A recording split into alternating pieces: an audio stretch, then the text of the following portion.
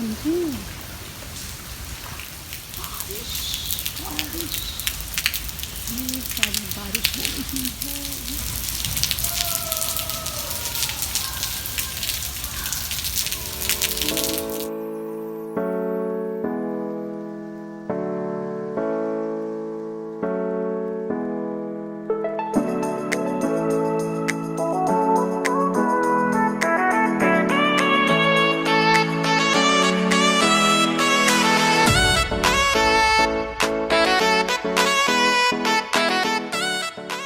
Hello, good morning. तो ये है एक प्यारी सी सुबह जिसमें बहुत सारी बारिश हुई थी, झम झम झम।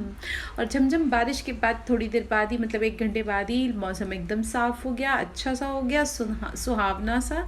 और मैं जल्दी जल्दी नाश्ता बना रही हूँ, रोस्टेड वाली वर्मिसली। और ये वर्मिसली फटाफट बन जाती है जब आपके पास कम टाइम हो, तो बस झटपट वाला नाश्ता और चाय।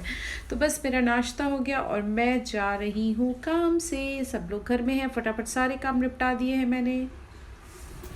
डॉक्टर के यहाँ जा रहे हैं क्योंकि जाना पड़ता है डॉक्टर के यहाँ। ये भी दिखाई देते हैं हमको यहाँ पे, क्यूट क्यूट। बच जाते हैं ये खाने से। सबसे ज़्यादा चिकन राइस ही खाया जाता है यहाँ पे। Oh my God, many. तो कभी कभी ये भी दिखाई दे जाते हैं, मैंने अपने पुराने कुछ वीडियोस में भी दिखाया है, कुछ पार्क वगैरह भी जाओ तो कहीं ना कहीं दिखाई दे ही जाते हैं। और बारिश हो के चुकी थी तो मौसम मतलब सब कुछ गीला गीला था, अच्छा लग रहा था। और मुझे वेट करना था टैक्सी का, तो मैं वेट कर रही हूँ यहाँ पे बैठ के। और ये देखिए बर्डीज़ और बहुत सारी आवाज़ें आ रही थी। टैक्सी वेट कर रही हूँ, टैक्सी का अभी तक आई नहीं है। थोड़ा सा डर लग रहा है फिर। एक तो इतने आम वाम खाए हैं ना अभी, तो उनका असर आ रहा है। आम खाओ तो। पीछे देखो लोडिंग अनलोडिंग वाली गाड़ी है कुछ। तो सुबह अर्ली मॉर्निंग बारिश हुई थी, अभी नहीं हो रही है। तो जो ये एरिया होता है जहाँ से पिक एंड ड्रॉप होता है टैक्सी का, या बस स्टॉप जो होता है, वहाँ से लेके आपके लिफ्ट तक पूरा एरिया कवर्ड होता है। क्यों कवर्ड होता है? क्योंकि सिंगापुर में बहुत बारिश होती है। बारिश पे मेरा ऑलरेडी एक वीडियो है सिंगापुर वेदर पे, अगर आपने चेकआउट नहीं किया है तो चेकआउट करिएगा। और मेरी टैक्सी आ गई है और अब मैं जा रही हूँ हॉस्पिटल पार्कवे। और मैं फर्स्ट टाइम वहाँ जा रही थी, मेरा अपॉइंटमेंट था आज का। और यहाँ पे अपॉइंटमेंट बहुत ही वीआईपी होता है। जो डॉक्टर्स स्पेशलिस्ट होते हैं ना, उनका अपॉइंटमेंट डायरेक्ट आप नहीं ले सकते हो, आपको उसके लिए जीपी के पास जाना होता है। और जीपी जो है वो, अगर आपको वो सजेस्ट करेंगे तभी आप जा सकते हैं स्पेशलिस्ट के पास। और स्पेशलिस्ट जो है बहुत ही वीआईपी होते हैं।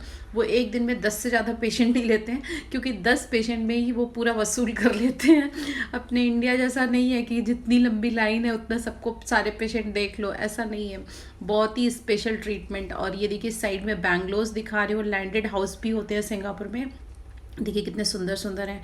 तो बस मैं हॉस्पिटल पहुंचने वाली हूँ। तो यहाँ पे मतलब हॉस्पिटल मतलब मेडिकल मतलब बहुत ही महंगा होता है, ओवर एक्सपेंसिव। अगर आपका इंश्योरेंस नहीं है तो मेडिकल में तो आप लुट जाएंगे, अपनी सारी कमाई आप मेडिकल में ही दे देंगे।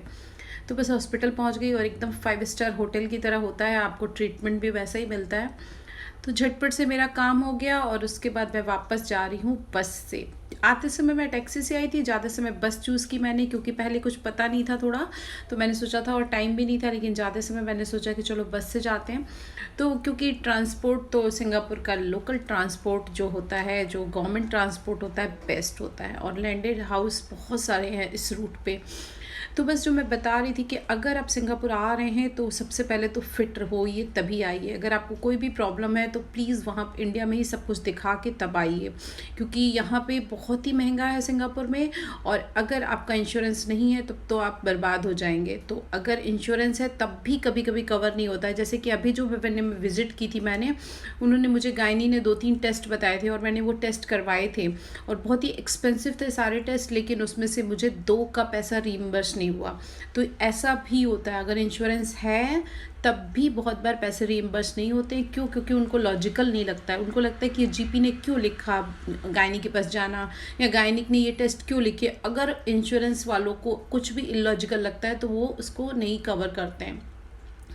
तो बस लाइफ इजी नहीं है। घर आई फटाफट आके मतलब जल्दी से मैंने नाश्ते के बाद गई थी और थोड़ी सी प्रिपरेशन कर गई थी। आने के बाद जल्दी से खाना बना रही हूँ, लंच बना रही हूँ। लंच में भिंडी की धोके बना के सब्जी बनाऊँगी और मैं बना रही हूँ लौकी चने की दाल वाली।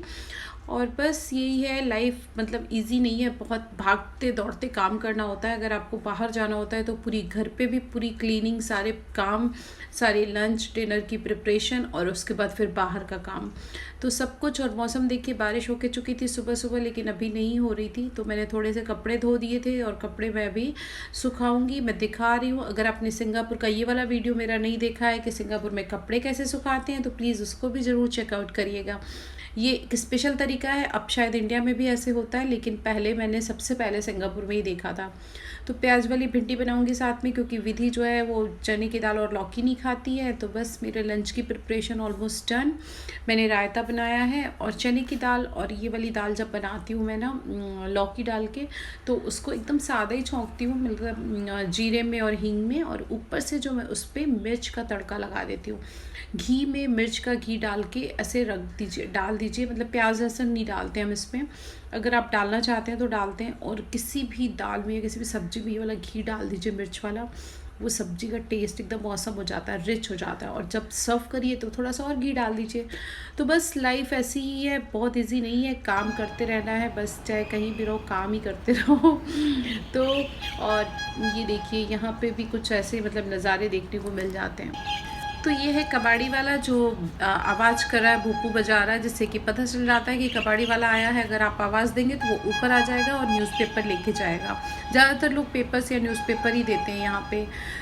तो बस यही बताना था, ये सब शेयर करना था आपसे कि लाइफ इजी नहीं है। यहाँ मेडिकल बहुत महंगा है, बहुत बहुत महंगा है। अगर इंडिया में तो ज़रा सा कुछ तकलीफ़ हुई, अगर हमको कुछ भी लगता है तो हम डायरेक्टली स्पेशलिस्ट के पास जा सकते हैं, पर यहाँ नहीं जा सकते हैं। आपको यहाँ जनरल फिजिशियन को दिखाना ही होता है, उसके बाद ही अगर वो रिकमेंड करेगा तभी आप जा सकते हैं।